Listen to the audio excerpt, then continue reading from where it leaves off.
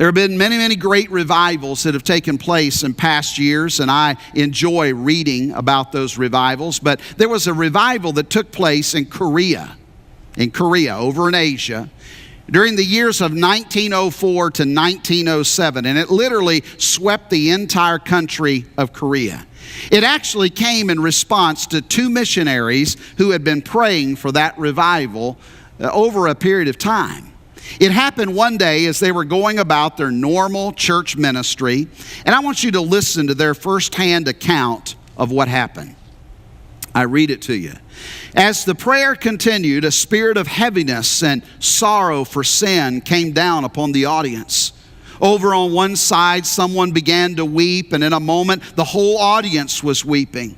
One person after another would rise, confess his sins, break down and weep, and then throw himself to the floor and beat the floor with his fists in perfect agony of conviction. Sometimes after a confession, the whole audience would break out in audible prayer, and the effect of that audience of hundreds of people praying together in audible prayer was something indescribable.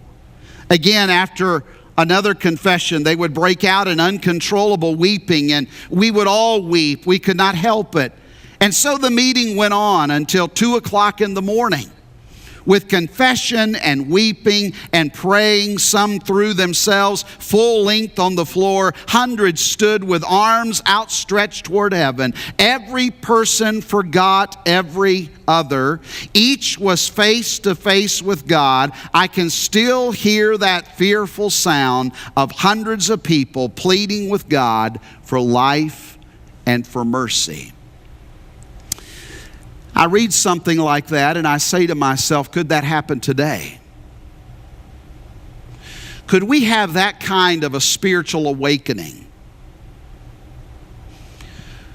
Would we make ourselves available to experience that kind of revival in our own lives and in the ministry of this church?